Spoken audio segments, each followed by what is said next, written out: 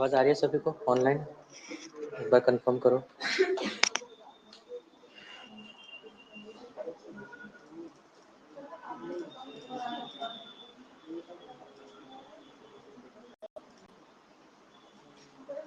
चलो फिर लास्ट हम कोरिलेशन टॉपिक पे थे। कुछ क्वेश्चंस फाइल्स वगैरह शेयर करी थी, कर लिया था होमवर्क असाइनमेंट सबने?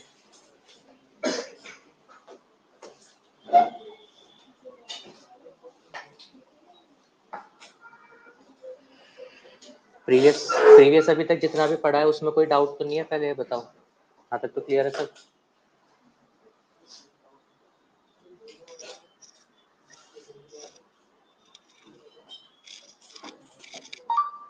चलो फिर स्टार्ट करते हैं। आज कोरिलेशन का ही कार्ल्स पियर्सन मेथड का लास्ट पार्ट है, जिसको हम नाम देते हैं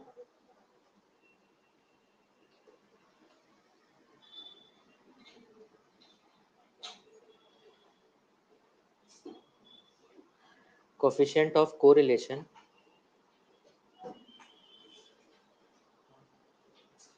for grouped data.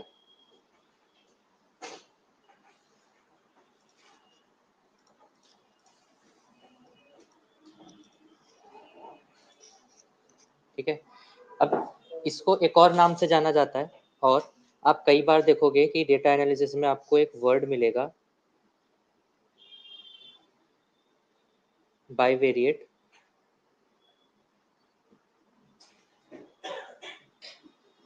Distribution.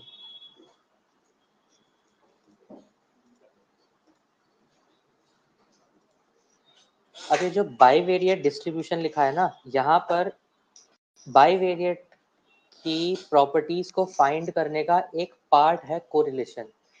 Complete bivariate सिर्फ कोरिलेशन ही नहीं होता। बाइवेरिएट का मतलब यहाँ पर ये है कि अगर आपको सपोज मैं कुछ इस मैनर में डेटा प्रोवाइड करूं कि मेरे पास ऑब्जर्वेशन है 0 to 10, 10 to 20,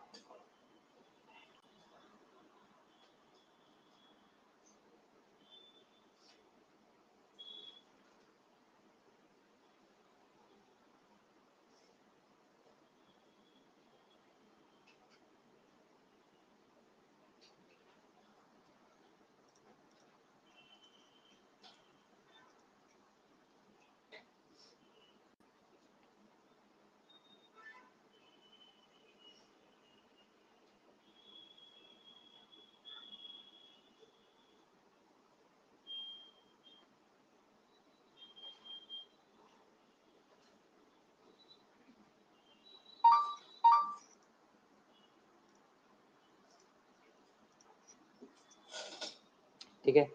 कुछ इस तरीके से आपको डेटा प्रोवाइड किया जाएगा, जहाँ पर आप देखिए अभी तक हमारे पास एक एक्स फैक्टर मिलता था, एक वाई फैक्टर मिलता था, और जो कि रियल लाइफ से रिलेट करते हुए कुछ नंबर्स होंगे, और इनके बेसिस पे हमें बताया जाता था कि आपके पास एक्स की एग्जैक्ट क्या वैल्यू है और एक्स की वाई की एग्जैक्ट क्या वैल्यू है, और आप कह सकते हो कि डिस्क्रीट टाइप के डेटा मिलता था।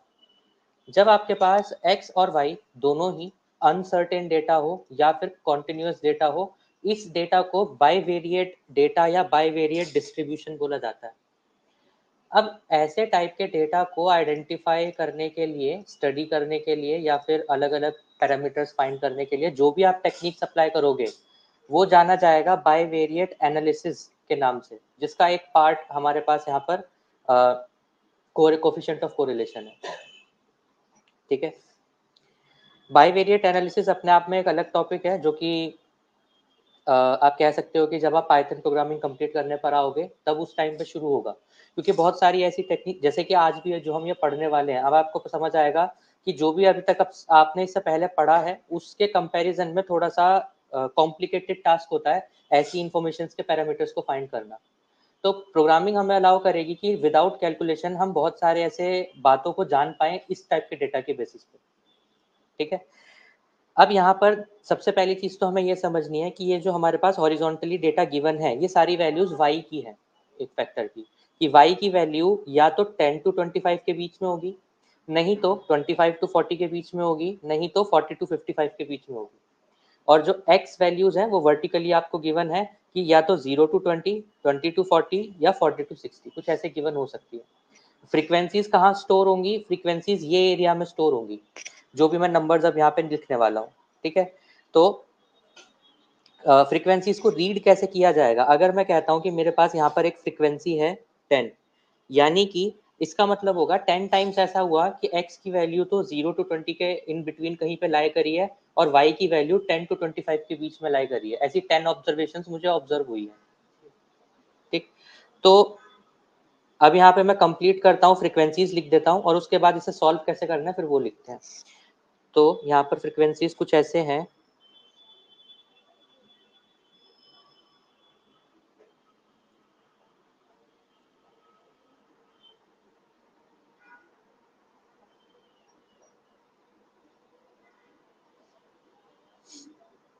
ठीक है, अब देखो, अगर मैं ऐसे डेटा के लिए जो यहाँ कोफिशिएंट ऑफ कोरिलेशन की बात हो रही है, अगर मैं r फाइंड करना चाहता हूँ तो यहाँ पे r का फॉर्मूला होता है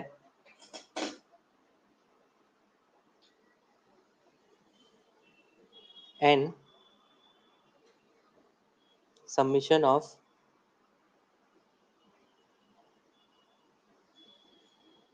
f dx dy, ये एक साथ है summation, minus summation of f into d x multiplied by summation of f into d Y.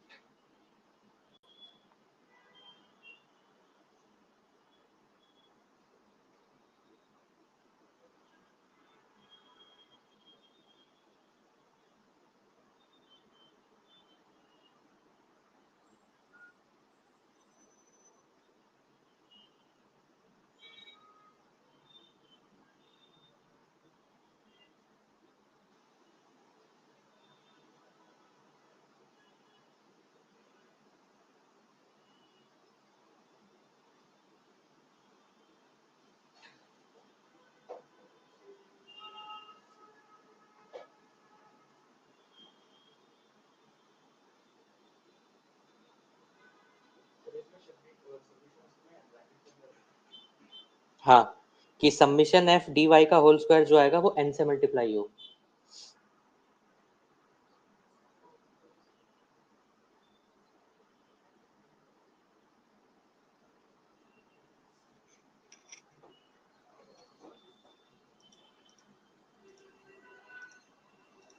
ठीक है, अब हम कंप्लीट अगर फॉर्मूला देखें तो वो कुछ इस तरीके से दिखेगा, जहां पर देखिए d x and d y ये टर्म तो हम अभी निकालेंगे। ठीक है, कुछ यहाँ पे मेथड से जब डी एक्स आ जाएगा तो मुझे क्या करना है, डी एक्स को मल्टीप्लाई करना है डी वाई से, फिर उसे मल्टीप्लाई करना है फ्रीक्वेंसी से और उसके बाद टोटल सम फाइंड करना है। और ये टोटल सम फिर मल्टीप्लाई होगा किससे? सम ऑफ फ्रीक्वेंसीज के साथ। देन यहाँ पर f इंटू डी एक्स को मल्टीप्लाई किया जाएगा f इंटू, ये न्यूमरेटर टर्म्स है। सेम इसी तरीके से जहां पे लिखा है एफ डी एक्स स्क्वायर, तो जो भी डी एक्स हमारे पास यहाँ ऑब्टेन हुआ था पहले उसका इंडिविजुअली स्क्वायर करना है, उसके बाद फ्रीक्वेंसी से मल्टीप्लाई करना है। तो अब देखो यहाँ पर ना प्रॉब्लम ये है कि जो बाईवेरिएट टाइप का डेटा है यहाँ पर आप चाहो तो क्लास मार्क्स को कंसीडर करके और उसके बाद ये सारा सॉल्यूशन कंसीडर कर सकते हो, निकाल सकते हो, लेकिन अभी तक हमें जो भी डेटा मिला था वो इंडिविजुअली फॉर एक्स और इंडिविजुअली फॉर वाई कुछ इस तरीके से मिला था, जिसे आपको कन्वर्ट करना पड़ेगा। और ऐसा ज़रूरी नहीं है कि जो क्लास मार्क्स वैल्यूज़ आप निकालोगे एग्जैक्ट वही डेटा पॉइंट आपके डेटा में एग्जिस्ट करते हो। क्या पता कि ऐसा भी हो सकता है, अगर ये लिमिट 10 टू 25 है तो और इसकी फ्रीक्वेंसी 10 है, तो मैं कहता हूँ कि 7 टाइम्स मेरे पास जो नंबर ऑब्जर्व हुआ था एक्चुअल में वो 23 था, जो कि मेरी क्लास मार्क्स की वैल्यू से काफ़ी ज़्यादा डेविएटेड होगा। ठीक है, तो आप एक अप्रोक्सीमेटली आइडिया उस तरीके से लगा सकते हो, लेकिन अगर हम बात करते हैं यहाँ पर एक मेथड की, जो कि कार्ल पियर्सन मेथड ही है, उन्होंने ही सेम मेथड ये डेवलप किया, कि आपको यहाँ पर क्या करना है। सबसे पहला काम होगा कि कुछ इस तरीके से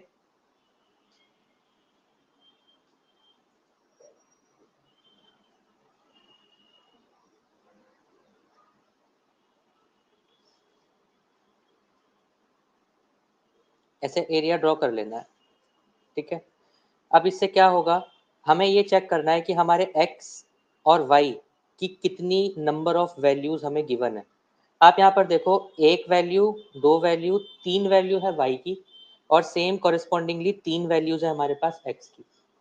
तो कुछ इस तरीके का डायग्राम क्रिएट करने के बाद आपको क्या करना है, अपनी x एंड y वैल्यूज को इसी तरीके से डिवाइड करना है। तो इन वैल्यूज के बेसिस पे मैं कहता हूँ कि मैं x वैल्यूज कुछ यहाँ पर लिखने वाला हूँ और y वैल्यूज मैं कुछ यहाँ पर लिखने वाला हूँ। ठीक है, और आप इसे डिवाइड कर दीजिए दो पार्ट्स में। तो जो मेरी x वैल्यूज है मैं उसे तीन पार्ट्स में लिखूंगा, जो कि आएंगी कुछ यहाँ पर, फर्स्ट,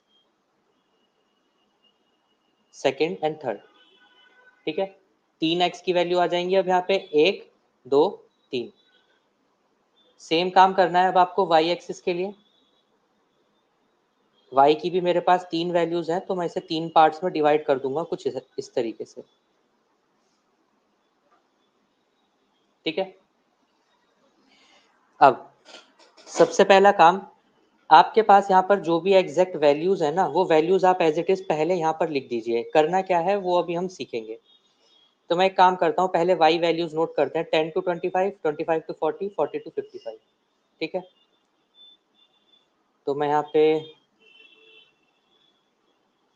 10 टू 45, सॉरी 10 टू 25 है।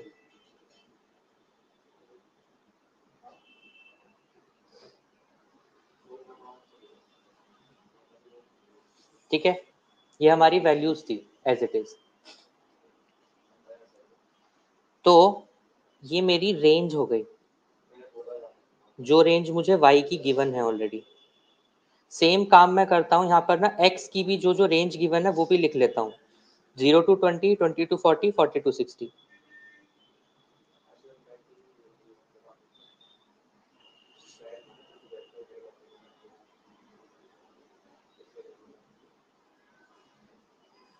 ठीक है, ये भी मेरे पास हो गई रेंज। अच्छा, अब हमें यहाँ से one by one, step by step कुछ फाइंड आउट करना होगा। वो क्या, ये रेंज को एज इट इज रहने दो यहीं पर। हम यहाँ पर नेक्स्ट फाइंड आउट करेंगे क्लास मार्क्स।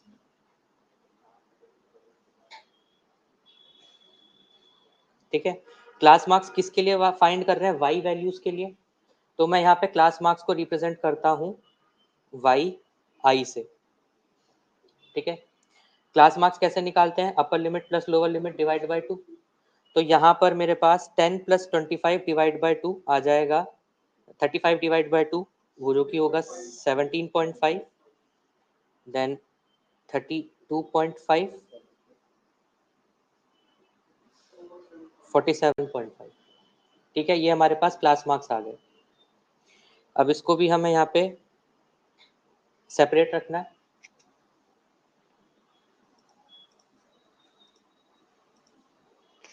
नेक्स्ट हम क्या करेंगे, अगर ये डेटा इजी सिंपलर टर्म्स में है या फिर आपको चाहिए एग्जैक्ट वैल्यू निकालना, तो आपको यहाँ पे क्या करना पड़ेगा, मीन में से माइनस करना है, x लिख दिया मैंने, y का मीन है ना ये, तो मैं यहाँ लिखता y bar minus y i। ठीक है, अगर बड़ी वैल्यूज हैं तो एग्जैक्टली वाई बार ही कंसिडर आपको करना है। और क्योंकि यहाँ पर जो वैल्यूज मेरे पास हैं, मैं ऐसा यहाँ पर एज्यूम करता हूँ कि अप्रोक्सीमेटली जो मेरा मीन है वो 32.5 ही होगा। ठीक है, तो आप जब इसे कैलकुलेट करेंगे तो मुझे वाई आई माइनस वाई बार यानी कि mean minus Y bar minus y आई, मीन माइनस उसकी टर्म्स, तो मेरे पास यहाँ पे आंसर आएगा -15, 0 एंड +15। ठीक है, अब मुझे लास्टली एक और चीज फाइंड करनी है जो कि कहलाई जाएगी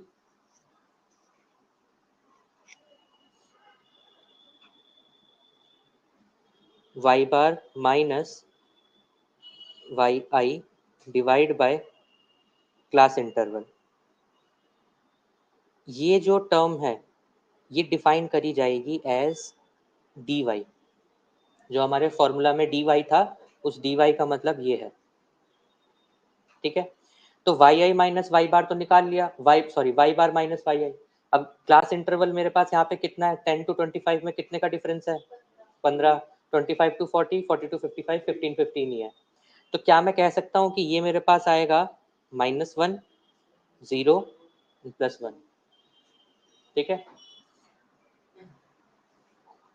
और अगर मैं और थोड़ा स्पेसिफाई करना चाहूँ तो क्योंकि मैं इस सारी टर्म्स को डी वाई बोल रहा हूँ, तो जो पहली टर्म है वो मेरी कहलाई जानी चाहिए dy1, सेकंड टर्म कहलानी चाहिए dy2, थर्ड वाली टर्म कहलानी चाहिए dy3। ठीक है, first term, second term, third term. अब जो काम हमने यहाँ पर किया सेम चीज हमें एक्स वैल्यूज के लिए भी एप्लीकेबल करनी पड़ेगी। कि रेंज तो हमने लिख ली थी, रेंज लिखने के बाद हमें चाहिए क्लास मार्क्स। क्लास मार्क्स होगा upper limit plus lower limit divide by 2। तो हम यहाँ पर लिखते हैं एक्स आई जो कि है क्लास मार्क्स। ठीक है, 0 + 20/2 10, 20 + 40/2 ये आ जाएगा 10।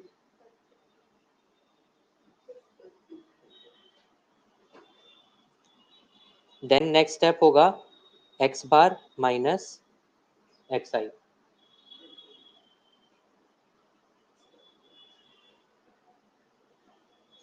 एक्स बार हमारे पास यहाँ निकल कर आएगा 30, 10 + 30 + 50 डिवाइड बाय 3। ठीक है, तो 10 माइनस 30 माइनस 10, 30 माइनस 10 +20 होगा। 30 minus 30 0, and then 30 minus 50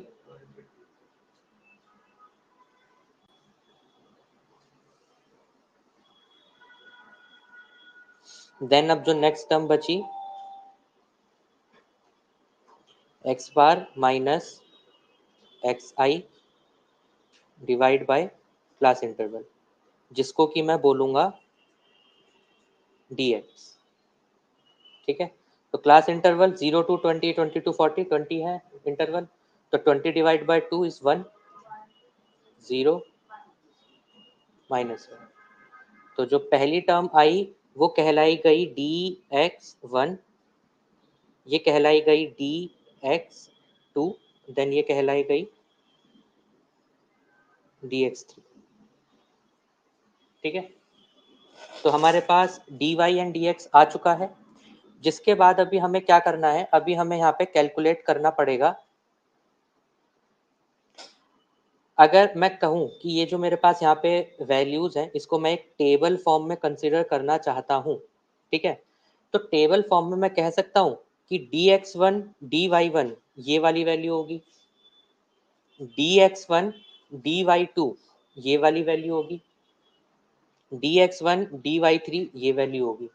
और आप इसको रोज एंड कॉलम में डिस्ट्रीब्यूट करोगे तो ये मेरी फर्स्ट रो है, ये मेरा फर्स्ट कॉलम है, ये सेकंड कॉलम होगा और ये थर्ड कॉलम होगा।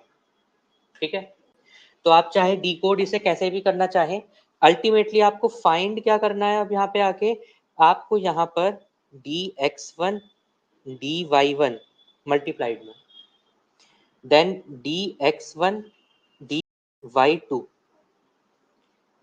dx1 dy3। और सेकंड रो पे आएंगे तो dx2 dy1 dx2 dy2 dx2 dy3 इसी तरीके से। अब क्योंकि ये मल्टीप्लाई हो रहे हैं, मल्टीप्लिकेशन हमें यहाँ पे परफॉर्म करनी है, तो मैं आपको बोलूँगा 1 मल्टीप्लाइड बाय -1 क्या आएगा? -1 आ गया। 1 multiplied by 0, 1 multiplied by 1 is 1। अभी मैं साइड में वैल्यूज क्यों लिख रहा हूँ? क्योंकि यहाँ पे अभी और भी वैल्यूज आनी है, ठीक है। Then 0 multiplied by -1, 0 multiplied by 0, then 0 multiplied by 1, ये भी 0 हो गया। -1 मल्टीप्लाइड बाय -1 +1 हो जाएगा। -1 multiplied by 0 is 0, -1 multiplied by +1 is -1, ठीक है। अच्छा, अब आपको क्या करना है नेक्स्ट? आपका काम ये रहेगा कि जो आपको फ्रीक्वेंसीज इस टेबल में गिवन थी, वो सारी फ्रीक्वेंसीज को आप फिलहाल एज इट इज लिख दीजिए, जो कि है 10, 5, 3, 4, 48, 6, 9 एंड 15, ठीक है। इसी ऑर्डर में लिखना है जैसे ऑर्डर में यहाँ पर लिखी हुई मिल रही है। तो मैं क्या करता हूँ कि 10, 5, 3, मेरे पास फ्रीक्वेंसी है 10, देन 5 एंड देन 3, 4, 40 एंड 8,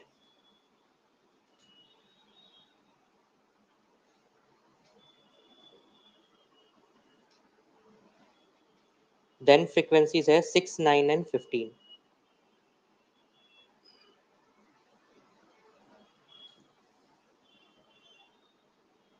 ठीक है। ये मैंने यहाँ पे लिख दी। अच्छा, ये मैंने लिखा क्या है? क्या ये फ्रीक्वेंसीज है ना? अगर मैं कहता हूँ कि मैं फ्रीक्वेंसी को मल्टीप्लाई कर दूँ dx1 dy1 से, तो क्या ये f dx dy कुछ ऐसी टर्म बनेगी मल्टीप्लाई करने के बाद? तो मुझे एक्चुअल में करना भी यही है कि मैं 10 को मल्टीप्लाई करूँ -1 से, 4 multiplied by 0, then 6 multiplied by 1, और ऐसे करके ये सारी फ्रीक्वेंसीज dx dy टर्म से मल्टीप्लाई हो जाए,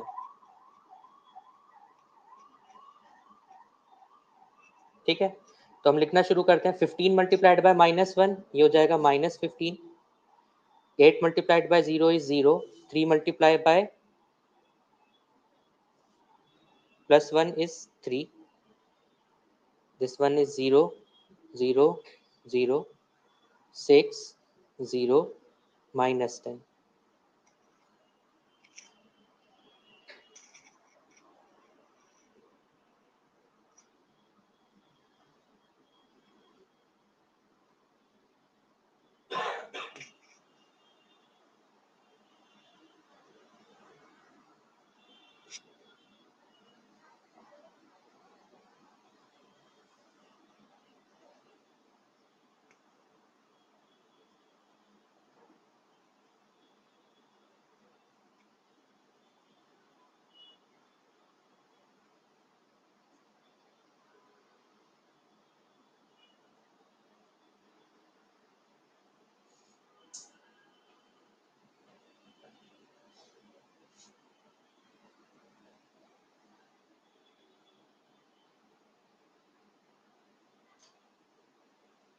-2 minus this and 2 minus 47.5,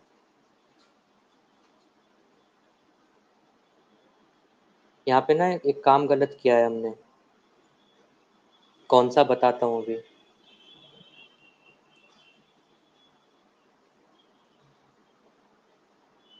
देखो, ये जो लिखा है ना y बार माइनस yi,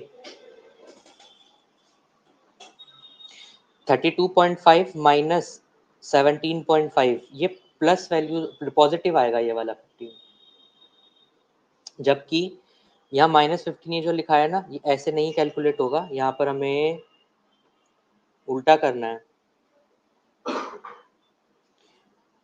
अभी तक हम जितने भी फॉर्मूलाज निकालते आए हैं, इंडिविजुअल टर्म को मीन से माइनस किया जाता था वहाँ पे, ये उल्टा लिख दिया है यहाँ पर, ठीक है। अभी 17 माइनस 32.5 -15 होगा, एंड 47.5 माइनस 32.5 +15 होगा। अब ठीक है ये, ठीक है। सेम केस यहाँ पर भी एक बार चेक करना है, यहाँ भी मिस्टेक है कि एक्स आई माइनस किया जाएगा एक्स बार से, जिसके अकॉर्डिंग 10 माइनस 30 माइनस 20 होगा एंड 50 माइनस 30 इज पॉजिटिव 20 होगा। ठीक है, एक बार ये मिस्टेक ठीक करनी होगी बस। ये आपके पास पॉजिटिव 1 आ जाएगा और ये वाला नेगेटिव 1 आएगा।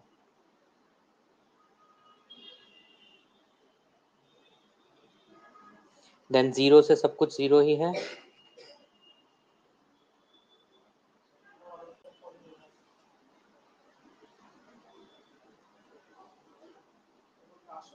हाँ, क्लास इंटरवल का गैप, हाँ हाँ हाँ, ठीक है।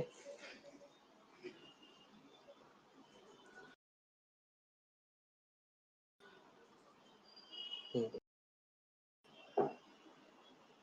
अच्छा, देखो हमारा फर्स्ट पार्ट तो यहाँ पे कंप्लीट होता है। फर्स्ट पार्ट में हमें सारी यही सारी चीजें कैलकुलेट करनी थी।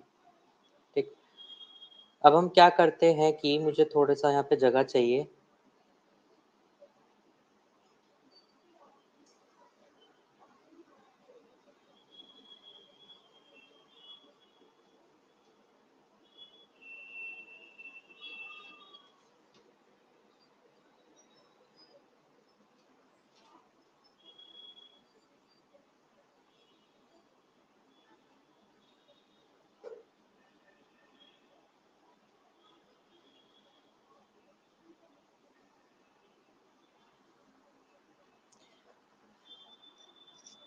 चलो, अब हम यहाँ पे क्या करेंगे कि सबसे पहले हमें यहाँ पे लिखनी है फ्रीक्वेंसी। ठीक है, यहीं पे लिख लेते हैं, चलो।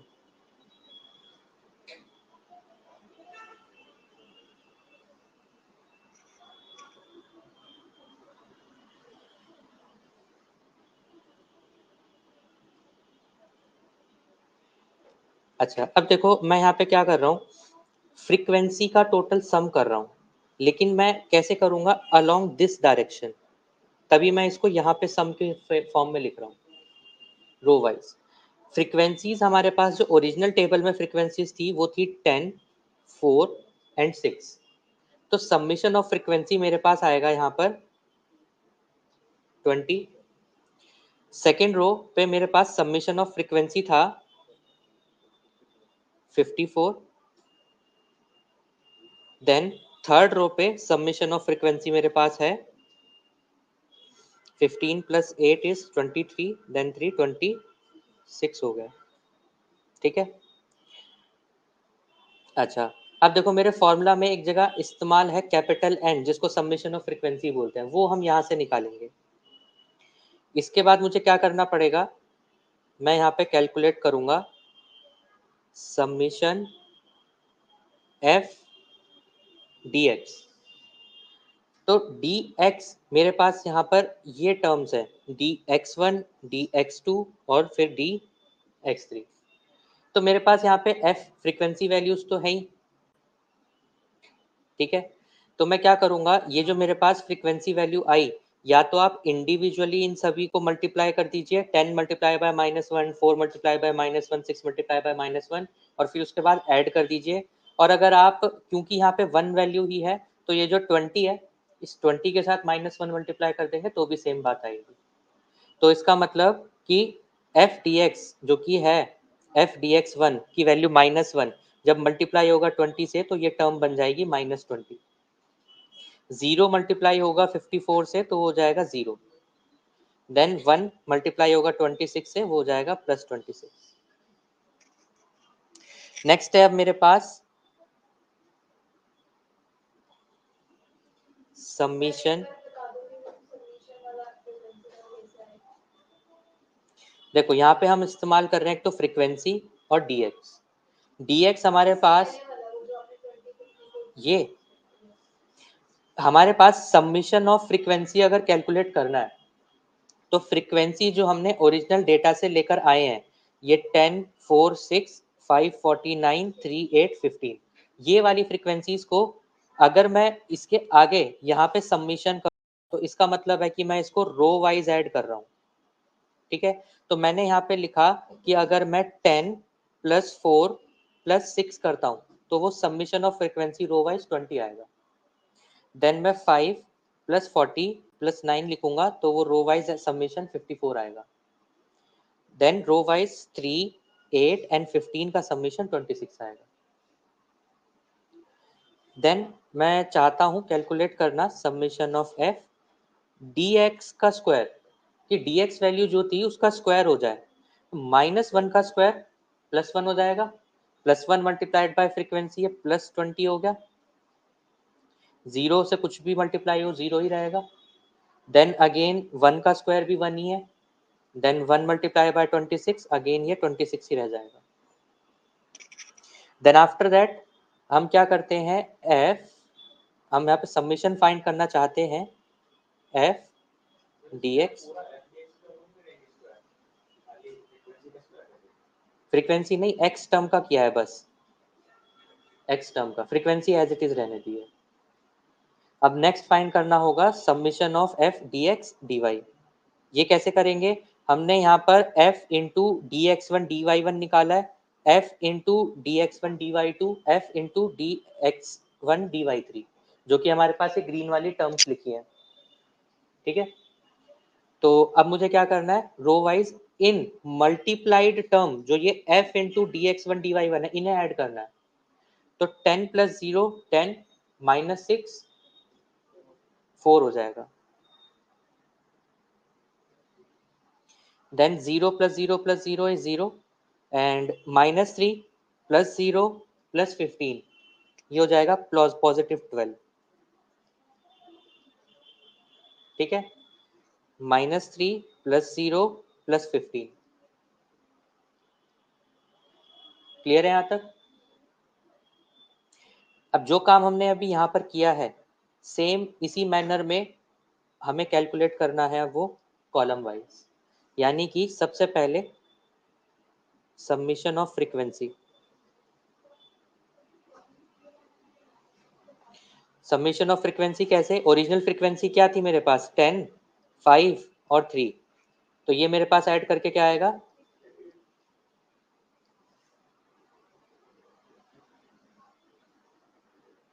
18। देन 40 प्लस 4 प्लस 8 ये आएगा 52। देन 15 प्लस 9 प्लस 6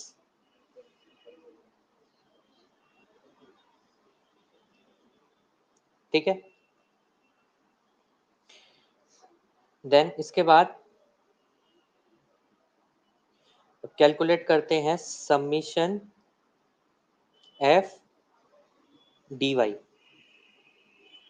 ठीक है, तो फ्रीक्वेंसी तो मेरे पास है डी वाई वैल्यू मेरे पास क्या है डी वाई वन ये डी वाई टू ये डी वाई थ्री।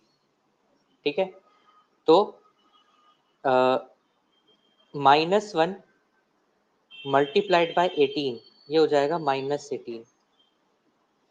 ठीक है, 0 multiplied by 52 is 0 and then 1 multiplied by 30 is 30। ठीक है, देन फिर समेशन एफ डी वाई का स्क्वायर।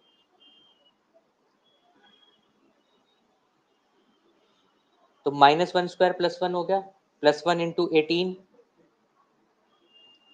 0 मल्टीप्लाइड बाय एनीथिंग 0 और फिर +1 है ही मेरे पास डी वाई थ्री तो डी ये हो जाएगा +30।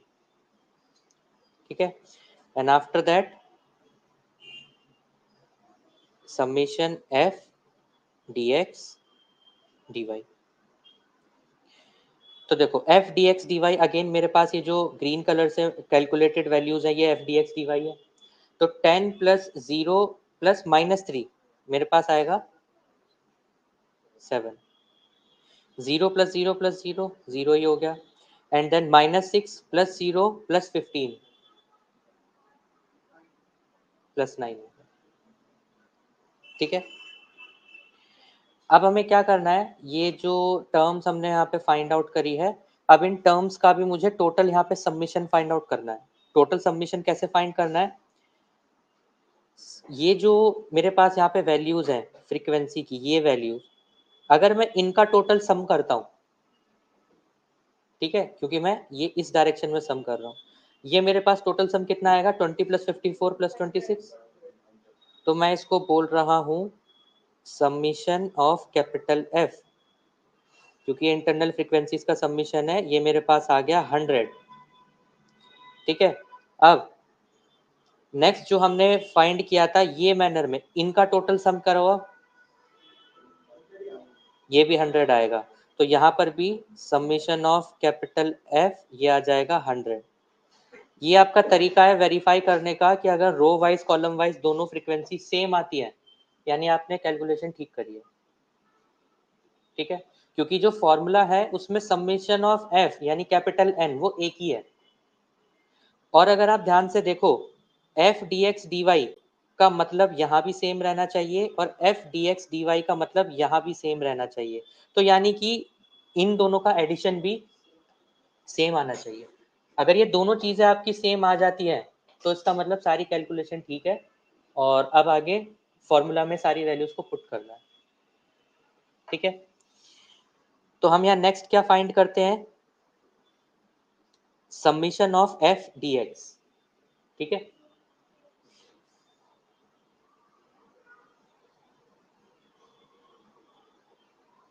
तो -20 + 0 + 26 +6 आ गया, then summation F D x square 20 + 0 + 26,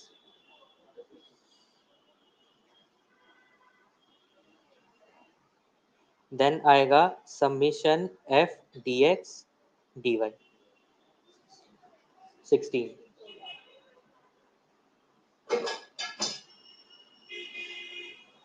then अब यहाँ पे कैलकुलेट करेंगे summation F D Y +12 -18 + 0 + 30, then हम कैलकुलेट करेंगे समीशन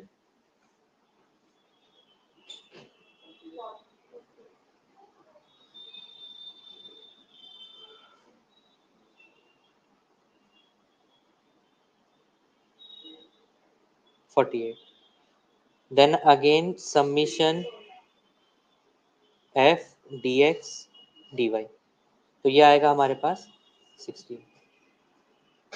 ठीक है, तो ये जो हमारे पास सारे पैरामीटर्स आए हैं, यही सारे पैरामीटर्स हमारे फॉर्मूला में इस्तेमाल होंगे। ठीक है,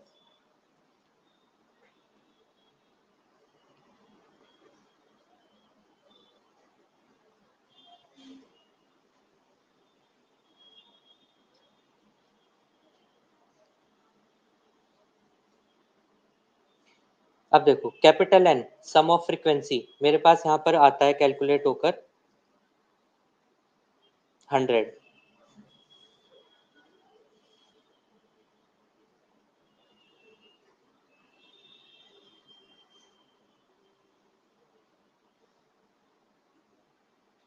ठीक है, 100 को मल्टीप्लाई करना है summation of f D x D y, हाँ 16 आ गया,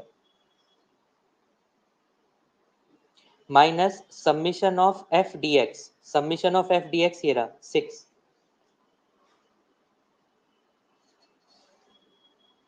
summation of f D Y 12,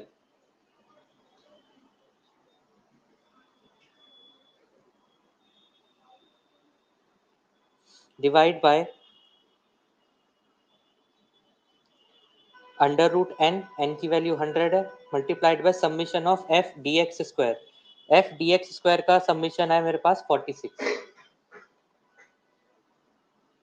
तो 100 मल्टीप्लाइड बाय 46 माइनस जो समीशन एफ डी एक्स है उसका whole square, summation F D x मेरे पास आता है 6, तो यहाँ पे आएगा 6 का whole square.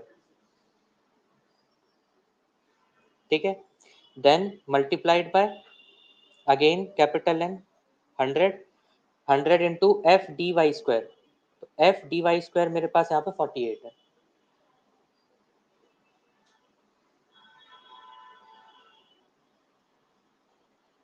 Minus summation F D Y का whole square, F D Y की वैल्यू है 12, तो यहाँ पे आ जाएगा 12 का होल स्क्वायर।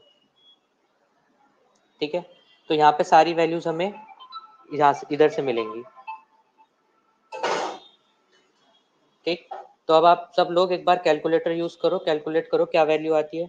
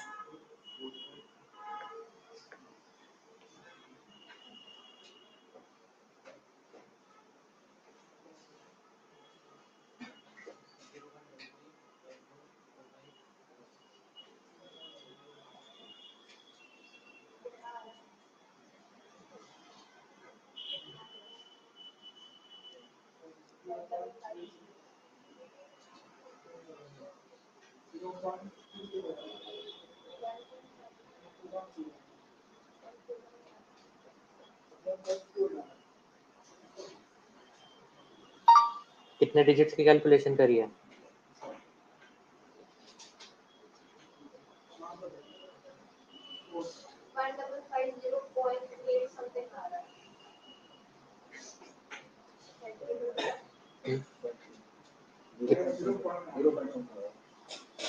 कोरिलेशन की वैल्यू -1 से +1 ही होगी।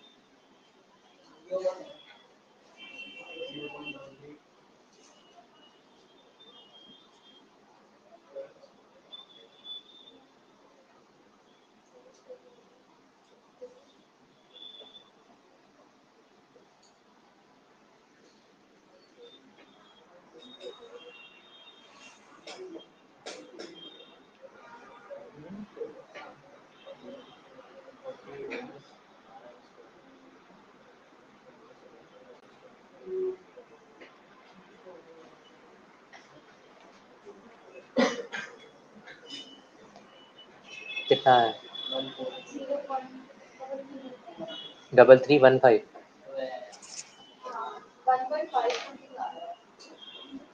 कोरिलेशन की वैल्यू -1 से +1 के बीच में ही आएगी।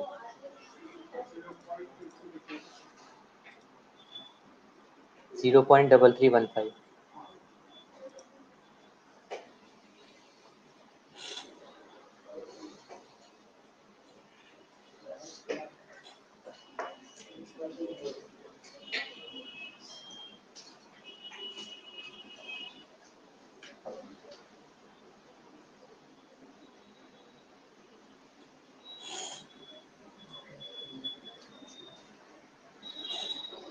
ठीक है, तो कार्ल पियर्सन के तीनों मेथड कंप्लीट होते हैं। इसके बाद कुछ होमवर्क फाइल है जो डिस्कस करनी है आपसे।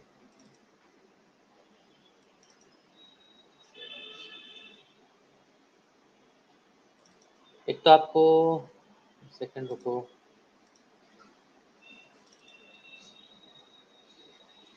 ये वाली फाइलें कंप्लीट कर ली सभी ने? इसके लिए मैंने बोला था कि जो कोरिलेशन वाला पार्ट है 8th 9th और 10th वाला पार्ट, इसके बाद थोड़ी सी जगह छोड़ देना कुछ कंक्लूजन्स लिखने के लिए। अच्छा, तो ये कंक्लूजन्स कैसे लिखने हैं, क्या वो अब आपको पता चल गया है या मैं बताऊं? कि सपोज मैं कहता हूं क्वेश्चन 8 का आंसर अगर आपके पास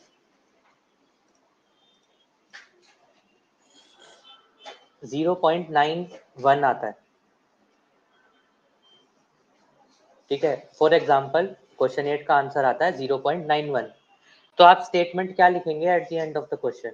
जिसको भी समझ आया प्लीज वो सब लोग बताएं।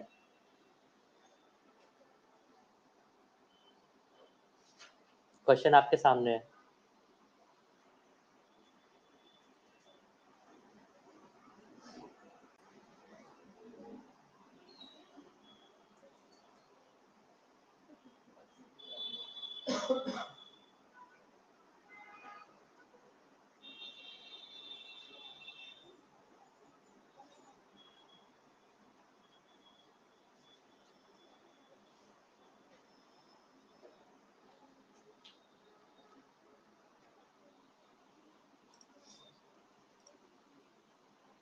हाँ 0.91। हाँ ये बात ठीक है, और इस एग्जाम्पल में कैसे फिट होती है वो बात जो स्क्रीन पे अभी दिख रहा है, ये वाला एग्जाम्पल?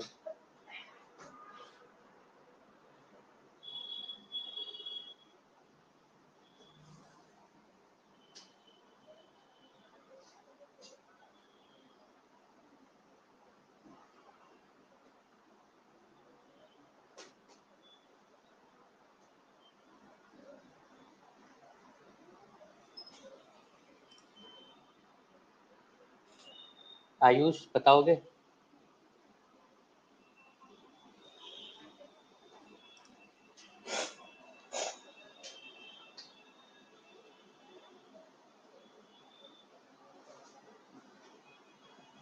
ओके,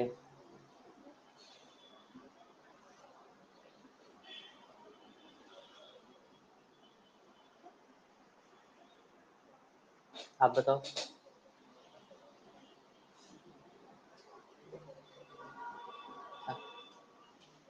कोई और बताओ। 0.9 अगर आंसर है तो मतलब कि अगर हम जितना फर्टिलाइजर देंगे उतना टमाटो की ग्रोथ अच्छी होगी, ऐसे रिलेटेड होगा।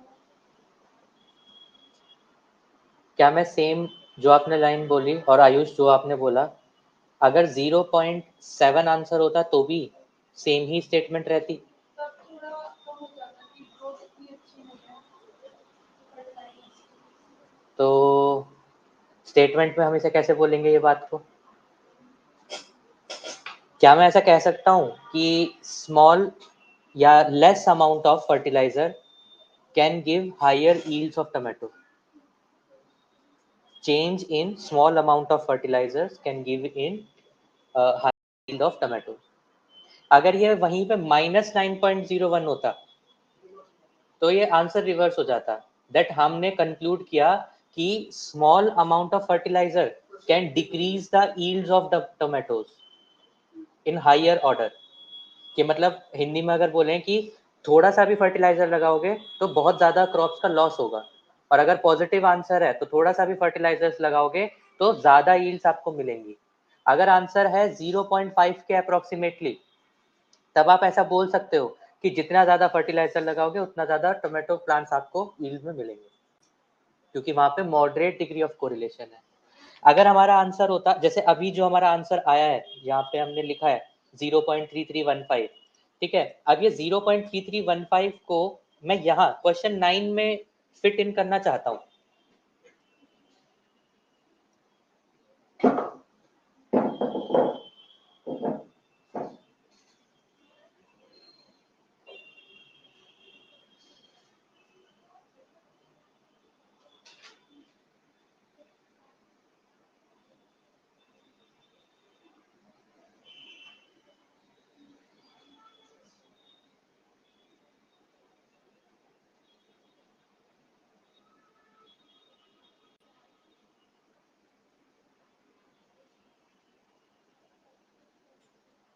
बताना कोई भी स्टूडेंट।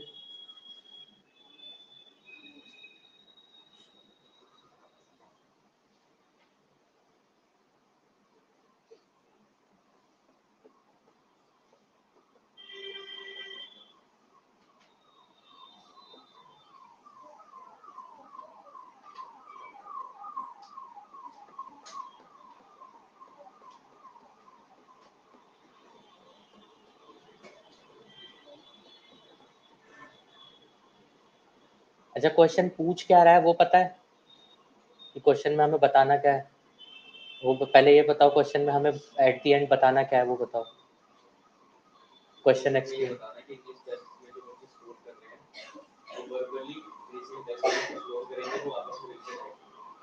हाँ, कि अगर किसी के फॉर एग्जांपल किसी के वर्बल रीजनिंग में अच्छे मार्क्स हैं तो क्या इंग्लिश में भी अच्छे ही होंगे?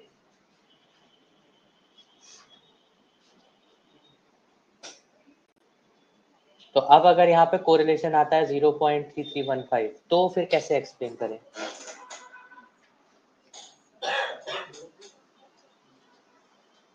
बताओ।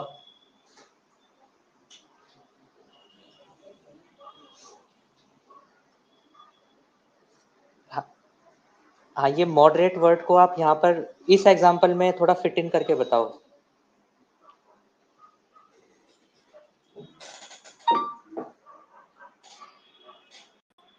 उसका जवाब होगा हाँ, जिसके वर्बल रीजनिंग में अच्छे मार्क्स हैं, इंग्लिश में भी अच्छे मार्क्स हो सकते हैं, और इंग्लिश में अच्छे मार्क्स हैं तो वर्बल रीजनिंग में भी अच्छे मार्क्स हो सकते हैं, लेकिन बहुत ज़्यादा इफेक्ट नहीं पड़ेगा। ऐसा नहीं है कि रीजनिंग में आप कह सकते हो कि अगर उसने टॉप किया है तो वो इंग्लिश में भी टॉप ही करेगा। एक हद तक इम्पैक्ट पड़ेगा, लेकिन बहुत कम इम्पैक्ट पड़ेगा, क्योंकि वैल्यू 0.3 लोअर डिग्री की तरफ या उसके आसपास है। मॉडरेट की भी जो रेंज है उस मॉडरेट में भी लोअर के पास है, ठीक है। और वहीं पे अगर ये -0.33 होता तो उल्टा हो जाता कि वर्बल रीजनिंग में अच्छे मार्क्स है तो इंग्लिश में कम ही होंगे, भले ही थोड़े बहुत कम हो। अब इसे स्टेटमेंट में फिट मतलब प्रॉपर ग्रामेटिकल सेंटेंस में फिक्स करना है बस अब आपको उसे, ठीक है। कोई डाउट यहाँ तक?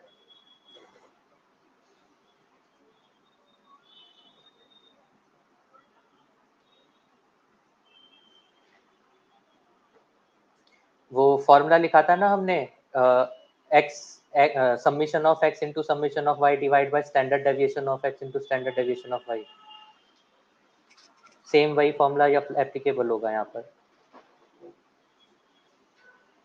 हाँ, वो निकालना पड़ेगा खुद से। ये लास्ट एक और ये क्वेश्चन, अगर मैं बोलूं कि इसमें मेरे पास कोरिलेशन आया है 0.091,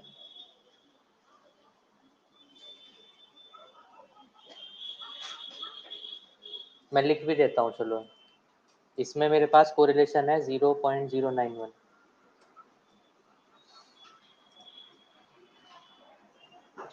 तब ये एग्जांपल में हम कैसे फिट इन करेंगे एक स्टेटमेंट को?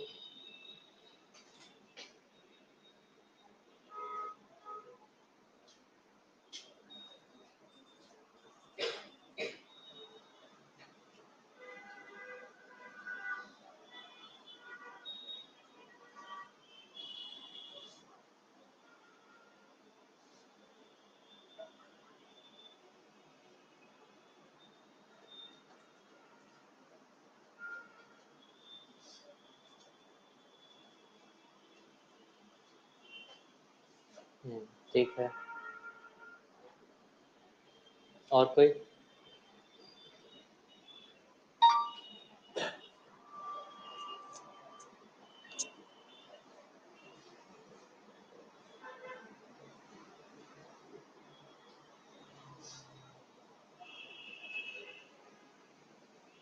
बताओ, अभी दो दो एग्जांपल तो बताया, अब तो बता दो। मनी।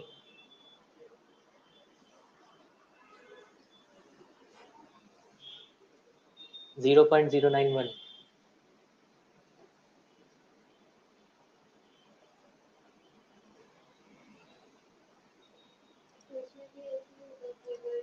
हम्म।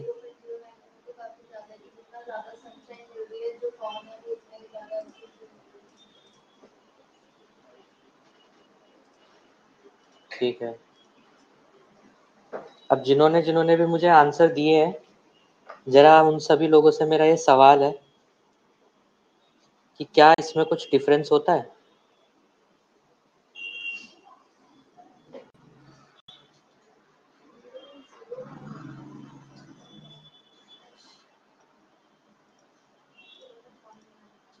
ये रहा।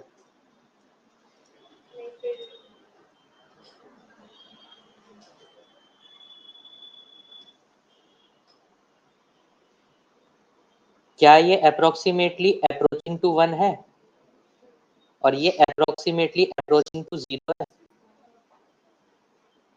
तो ये स्टेटमेंट क्या बताएगी फिर? एब्सेंस ऑफ कोरिलेशन, कि कितनी भी सनशाइन आए, number of sales of ice cream पे कोई इफेक्ट नहीं पड़ेगा, या चाहे कितनी भी सेल्स हो, सनशाइन पे कोई इफेक्ट नहीं पड़ेगा।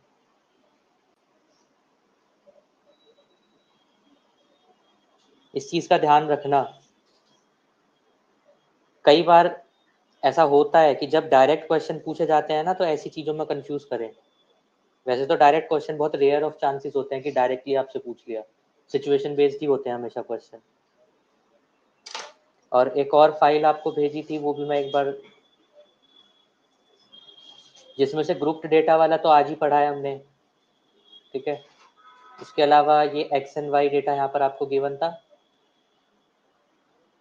Persons age and their corresponding income, find whether increase in age has an effect in income, कि क्या एज के साथ साथ इनकम इंक्रीज होगी या नहीं होगी, ये पता करना था,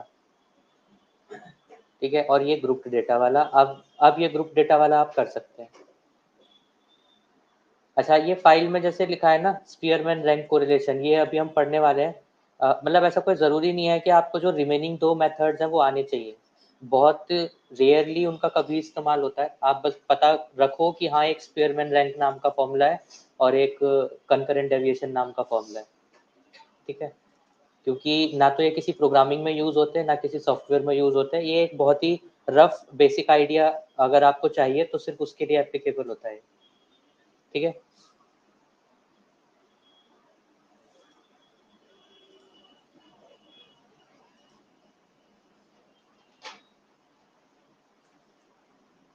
तीनों से सीखा है हमने, इंडिविजुअल, डिस्क्रीट और कंटिन्यूस।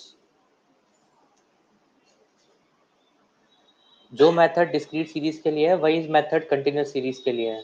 फॉर्मूला, क्लास मार्क्स निकालने होते हैं बस कंटिन्यूस सीरीज में एक्स्ट्रा। हम्म।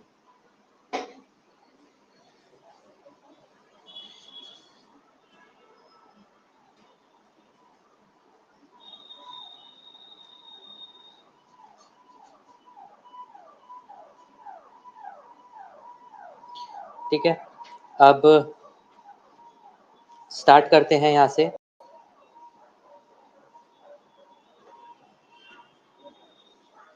स्पीयरमैन्स रैंक मेथड, ठीक है। यहाँ पर भी देखो जैसे नाम सजेस्ट कर रहा है ना, रैंक मेथड। रैंक बेसिकली आपको एक ऐसा तरीका प्रोवाइड करता है जहां पर आप पोजीशंस देते हो with respect to its numbers. अब वो आपके ऊपर है कि आप किसी भी नंबर को, अगर वो ग्रेटेस्ट नंबर है तो फर्स्ट रैंक दोगे, या वो स्मॉलेस्ट नंबर है तो फर्स्ट रैंक दोगे, ठीक है। हमारे इस मेथड में हम क्या कंसिडर करते हैं कि जो भी हमारे पास ग्रेटेस्ट नंबर होगा, वो ग्रेटेस्ट नंबर को हम यहाँ पे 1 कंसिडर करके चलते हैं, फर्स्ट रैंक, ठीक है। तो सबसे पहली चीज, अगर हमें यहाँ पे coefficient of correlation find out करना है तो उसका फॉर्मूला होता है हमारे पास r equals to 1 minus 6 summation of d square divide by n cube minus n, ठीक है। जहां पर n तो हमें पता है, नंबर ऑफ ऑब्जर्वेशन हम पढ़ते हुए आए हैं अभी तक। d का मतलब होता है rank of first minus rank of second. अब ये रैंक निकालनी कैसे है, ये एक एग्जांपल की हेल्प से समझते हैं। फॉर एग्जांपल अगर मैं कहता हूँ हमारे पास कुछ ऑब्जर्वेशंस हैं विद एक्स एंड वाई, ठीक है। तो मैं यहाँ पर कुछ एक्स की वैल्यूज लिखने जा रहा हूँ,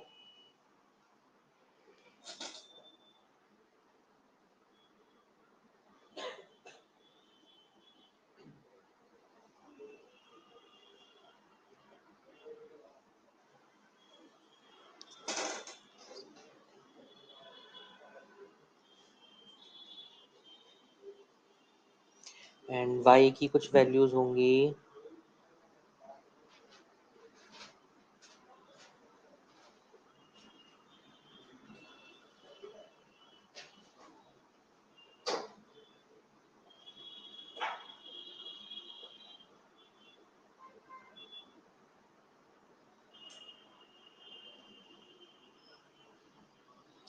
ठीक है। अब अगर आपके पास ये x एंड y वैल्यूज हैं, सबसे पहला काम आपका यही होगा कि आप रैंक निकालिए। मैं x को रैंक ऑफ फर्स्ट बोल देता हूँ, y को रैंक ऑफ सेकंड बोल देता हूँ। आप चाहे तो इसे चेंज भी कर दो, कोई दिक्कत नहीं होगी, ठीक है। तो जो मेरे पास x पूरी की पूरी सीरीज है, इसमें मेरे पास सबसे हाईएस्ट नंबर क्या है, 18। तो 18 कहाँ पर है, ये थर्ड लास्ट पोजीशन पे 18 है, ये मेरी फर्स्ट रैंक होगी। सेकंड हाईएस्ट नंबर 17, ये रहा, ये सेकंड रैंक हो गई। Third highest number 16, then fourth highest 15 है,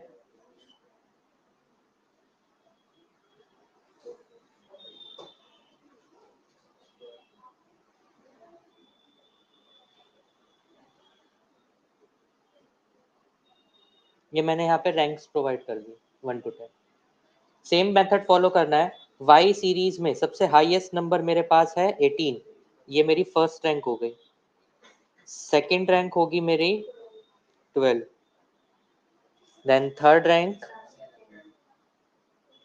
फोर्थ,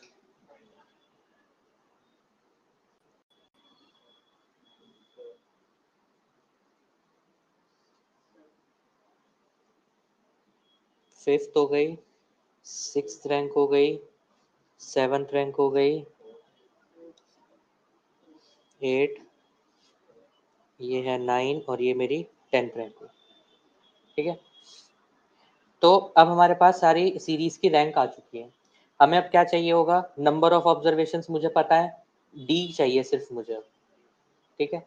तो डी कैलकुलेट करने के लिए क्या करना होगा, rank of first minus rank of second. तो डी जो कि होगा R1 माइनस R2। तो 4 माइनस 1 -3, 2 माइनस 2 0, 5 माइनस 8 4 माइनस 1, अच्छा ठीक है, +3 है ये। 5 माइनस 8, -3 हो गया। 6 minus 6, 8 minus 5 is 3, 7 minus 4 is 3, 3 minus 9 minus 6, 1 minus 3 is -2, minus 1, 10 minus 7 is 3। अब फॉर्मूला में मुझे चाहिए क्या, डी स्क्वायर, तो डी स्क्वायर कैलकुलेट करते हैं। 3 square is 9, 0 minus 3 square is 9, 0, 9, 9, 36, 9, ठीक है। तो अब यहाँ पर एट द एंड हम फाइंड करेंगे समीशन ऑफ डी स्क्वायर।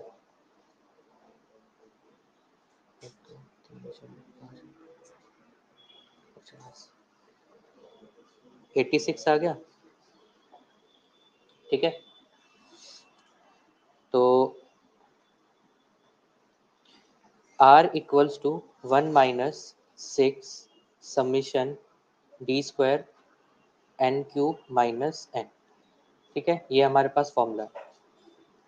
तो अब 1 as it is minus 6 multiplies by 86, number of terms है मेरे पास 10, तो ये हो जाएगा 10 क्यूब माइनस, ठीक है। तो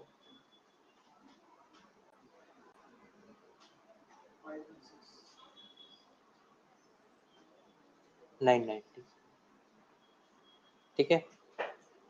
तो ये अप्रोक्सीमेटली 1 माइनस 0.52, अप्रोक्सीमेटली कुछ इतना ही आएगा, ठीक है, जहाँ से r की वैल्यू हमें मिली 0.48, ठीक है। तो ये मेरे पास है स्पीयरमैन्स रैंक्स मेथड।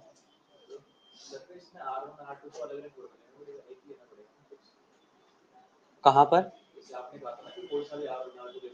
हाँ, नहीं नहीं ऐसा कुछ नहीं है। अगर मान लो आपने y को r1 माना है और x को r2 माना है, तो जो जो आंसर आपके नेगेटिव है वो पॉजिटिव होंगे बस, और आंसर नेगेटिव है पॉजिटिव है, जब आप स्क्वायर करोगे तो फिर पॉजिटिव ही आ जाएगा।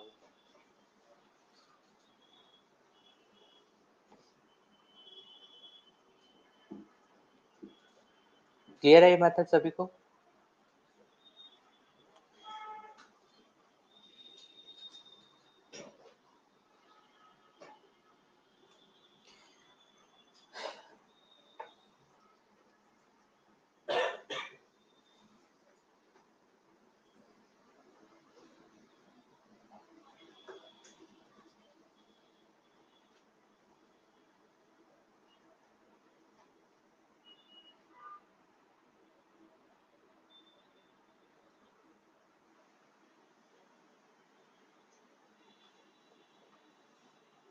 लास्ट मेथड है concurrent method for concurrent deviation for r. अच्छा, आप लोग मुझे बताओ, पॉजिटिव पॉजिटिव जब हम मल्टीप्लाई करते हैं तो हमारा फाइनल आंसर क्या आता है? अगर नेगेटिव नेगेटिव मल्टीप्लाई करते हैं तो, अगर हम एक पॉजिटिव और नेगेटिव मल्टीप्लाई करें तो नेगेटिव, और पहला नंबर नेगेटिव दूसरा पॉजिटिव तो नेगेटिव। अब इन्हीं सिंबल्स में हमारे पास यहाँ पर ना एक सिंबल और ऐड हो जाता है, वो एक सिंबल कौन सा है? 0, ठीक है। अगर 0 0 मल्टीप्लाई करेंगे तो पॉजिटिव सिंबल आएगा, क्योंकि सेम सिंबल है, प्लस प्लस मल्टीप्लाई तो पॉजिटिव, माइनस माइनस मल्टीप्लाई तो पॉजिटिव, ठीक है। बस ये ध्यान रखना है। इसके अलावा 0 मल्टीप्लाइड बाय माइनस का आंसर माइनस होगा, माइनस मल्टीप्लाइड बाय 0 का आंसर माइनस होगा, और पॉजिटिव मल्टीप्लाइड बाय 0 का आंसर होगा माइनस, और 0 मल्टीप्लाइड बाय पॉजिटिव इसका भी आंसर होगा। ऐसा क्यों? क्योंकि जहां जहां पर हमारे पास सेम सिंबल्स हैं, सिर्फ वहीं पे हमारे पास पॉजिटिव सिंबल आएगा, ठीक है। ये आप इस मेथड के लिए सच मान के रखिए कि जो हम यहाँ मेथड अप्लाई करेंगे यहाँ पर यही रूल फॉलो होगा, ठीक है। वैसे 0 कोई सिंबल नहीं होता, यहाँ पर आपको ऐसा मानना है। तो अगर आपको कोफिशिएंट ऑफ कोरिलेशन निकालना है फॉर कॉन्करेंट डेविएशन, तो हमारे पास जो R है कोफिशिएंट ऑफ कोरिलेशन, उसका फॉर्मूला होगा plus minus under root again plus minus 2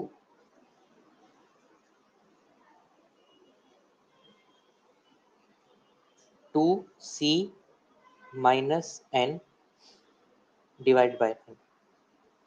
ठीक है, जहां पर अगेन जो n है वो आपका है नंबर ऑफ ऑब्जर्वेशन -1। अब की बार यहाँ पे थोड़ा सा चेंज है इस मेथड के लिए, जितनी भी नंबर ऑफ ऑब्जर्वेशन है एक कम लेनी है। क्यों लेनी है वो एग्जाम्पल में ही अपने आप समझ आ जाएगा कि एक कम क्यों कर दी। जो यहाँ पे सिंबल लिखा है C, इस C का मतलब है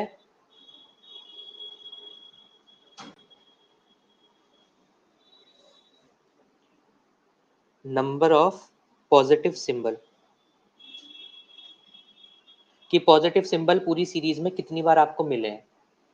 ठीक है, और जो बात रही ये वाला पॉजिटिव नेगेटिव और सिंबल की, ये भी मैं अभी आपको एग्जांपल से बताता हूँ, एक ही बार में ये भी क्लियर हो जाए। ठीक है, तो हम ऐसा मानते हैं हमारे पास एक्स एंड वाई दो सीरीज है। मैं यहाँ पे कुछ सीरीज लिखता हूँ।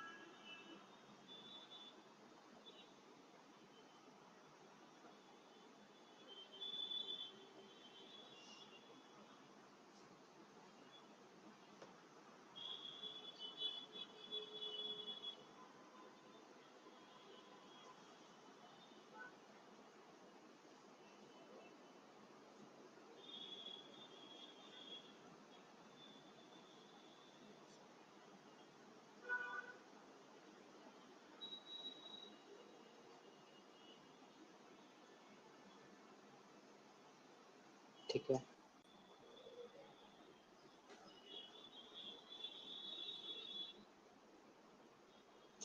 अगेन अब आपको यहाँ पे क्या करना है, साइन ऑफ एक्स सीरीज यहाँ पे फाइंड करना है। देखो यहाँ पे दो दो नंबर्स कंपेयर करके चलना है। पहले दो नंबर्स हैं 85 एंड 91। तो 85 से 91 तक आने में क्या मेरे पास कुछ एडिशन हुआ या सब्सट्रैक्शन हुआ, तो यहाँ पे पॉजिटिव सिंबल आएगा। देन 91 से 56 कम हुई वैल्यूज तो माइनस सिंबल आ गया। 56 टू 72, 72 टू 95 माइनस।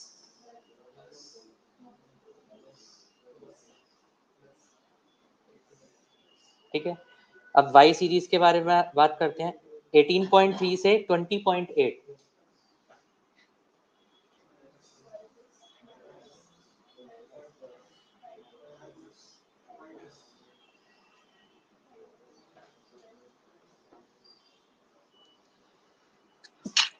सॉरी। ठीक है, अब देखो ऑटोमेटिकली यहाँ पे जो फर्स्ट साइन है वो तो होगा ही नहीं, तो जितनी भी नंबर ऑफ ऑब्जर्वेशंस थी उसमें से एक तो कम हो गई है यहाँ पे, इसीलिए फॉर्मूला में नंबर ऑफ ऑब्जर्वेशन -1 लिखा है।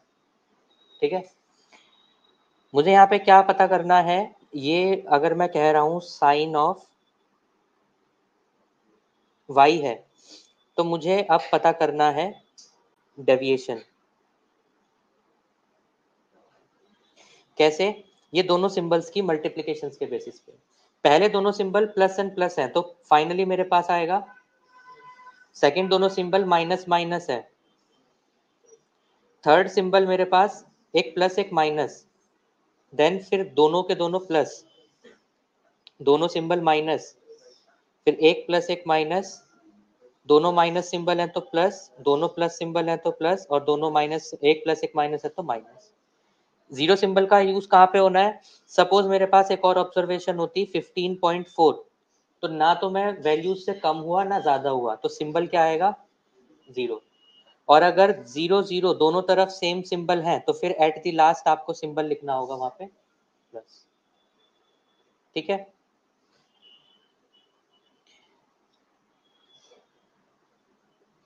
अच्छा, अब अगर हम फॉर्मूला की बात करते हैं तो हमारे पास फॉर्मूला था r equals to plus minus under root plus minus 2c minus n divide by n। सबसे पहले नंबर ऑफ ऑब्जर्वेशंस मेरे पास 10 है, तो हम यहाँ पर -1, हाँ 9 ऑब्जर्वेशंस लिखेंगे। तो मैं पहले ऐसे लिखूंगा, अभी अंडर रूट नहीं लिखा रहा, मैं पहले 9 लिखता हूँ। 2 मल्टीप्लाइड बाय एक नंबर आएगा एंड देन -9। अब ये जो c है, c की वैल्यू थी number of positive counts.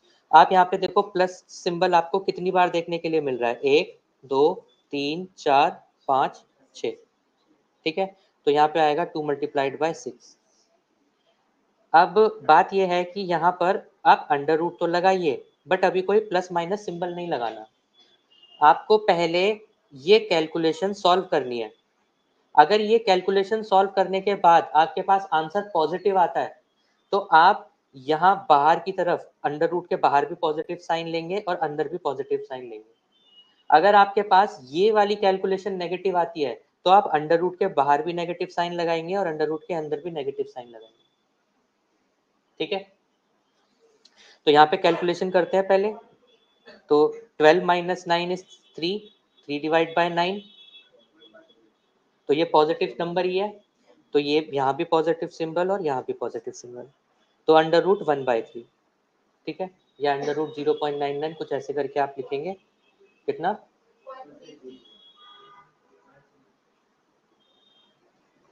Plus symbol के साथ। ठीक है,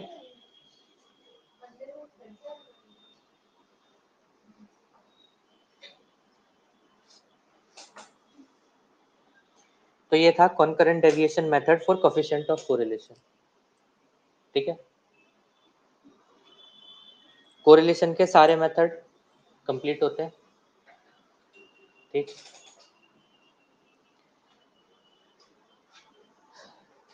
अब आपको क्या करना है? आपको ये सारा एक बार पढ़ना है। जो ग्रुप्ड वाला मेथड था वो ग्रुप्ड मेथड इंपॉर्टेंट है, ये दोनों मेथड उतने इंपॉर्टेंट नहीं है, इनका इतना इस्तेमाल नहीं होता। ठीक है, लेकिन कोरिलेशन आप कंप्लीट कर लो नेक्स्ट क्लास से पहले पहले तक। फिर हम एक न्यू टॉपिक स्टार्ट करने वाले हैं जो कि होगा रिग्रेशन। वो रिग्रेशन भी कुछ हद तक सिमिलर है जैसा कोरिलेशन ने काम करा है, लेकिन प्रैक्टिकल इम्प्लीमेंटेशन में कम्प्लीटली डिफरेंट है, फॉर्मूला डिफरेंट है, और भी कुछ चीज़ें पढ़नी है।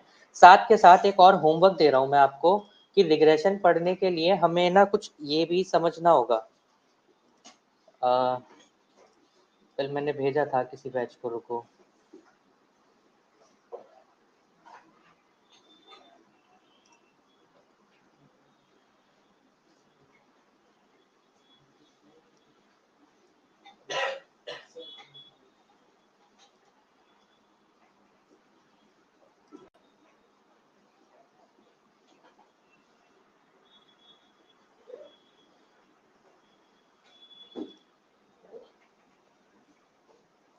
ठीक है, ये पढ़ना है आपको ये सारा कि in geometry equation of line can be written in different form. ठीक है, कुछ ग्राफिकल रिप्रेजेंटेशंस हैं, इक्वेशंस हैं, ये आपको सारी पढ़नी है कि क्या होती है। मैं आप सभी को भेज दूंगा, अभी तो मैं सबको दूंगा, टेंशन मत लो। ठीक है, मेजर हमारा जो पार्ट है वो ये रहेगा, स्लोप इंटरसेप्ट फॉर्म। ठीक है, बाकी भी अगर आपको पढ़ने हैं, टोटल ये सारे मेथड्स लिखे हैं, intercept, slope intercept, 2 point, point slope, ठीक है, सबकी लिंक है यहाँ पर, किसी पे भी क्लिक करोगे तो न्यू आपका है वो पेज ओपन हो जाएगा। तो मेजर हमारा यहाँ पे पार्ट है स्लोप इंटरसेप्ट फॉर्म, हम यही पढ़ने वाले, रिग्रेशन में इसी का यूज होगा। तो ये वैसे तो स्टैट्स का पार्ट नहीं है, मैथ्स का वाला पार्ट है, थ्योरेटिकल कॉन्सेप्ट आप यहाँ से पढ़ना कि ये लाइन स्लोप क्या होती है, कैसे लाइन लिखा जाता है, हिट एंड ट्राई मेथड क्या होता है, सॉल्व्ड एग्जांपल यहाँ पर लिखे हैं कि मेरे पास अगर 2 पॉइंट हैं और ऐसे स्लोप बोल दिया जाए तो कैसे इक्वेशन बनती है। थ्योरेट ज्यादातर मेजर पार्ट इसमें थ्योरी ही है, ये सारा आप एक बार पढ़ना जरूर, ठीक है। फिर नेक्स्ट क्लास में फिर स्टार्ट करेंगे new topic, new concept, regression.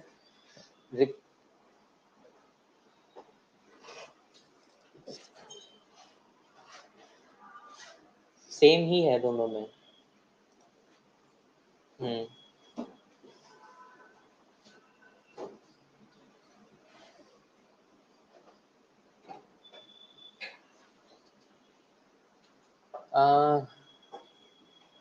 अभी हाल फिलहाल में तो खैर स्टार्ट नहीं है, जब भी होगी मैं आपको बता दूंगा।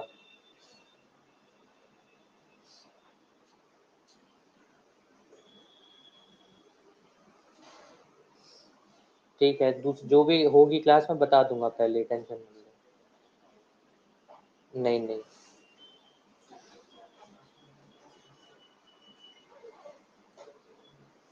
नवंबर, हाँ नवंबर 15 टू 20 नवंबर के बाद शुरू होगी वो।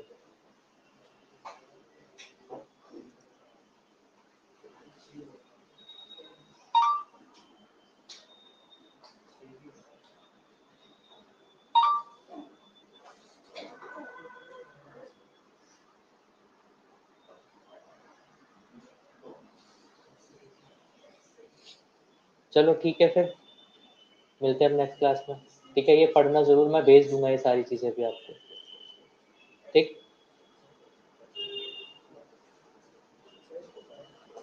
रिग्रेशन जो है आपका वो रहेगा last topic of descriptive statistics. वैसे तो डिस्क्रिप्टिव हो गया है, ये भी इन्फ्लुएंशियल का ही पार्ट है। आपको जो मैंने नोट्स भेजे थे ना उसमें एक बार देखना। अ, अब आपका ये एक तरीके से इन्फ्लुएंशियल स्टैटिस्टिक्स नेक्स्ट क्लास से स्टार्ट हो जाएगा। Probabilistic part, regression analysis, probability distribution, ठीक है, थोड़ा सा डिफरेंट होगा जो भी हमने अभी तक पढ़ा है उससे।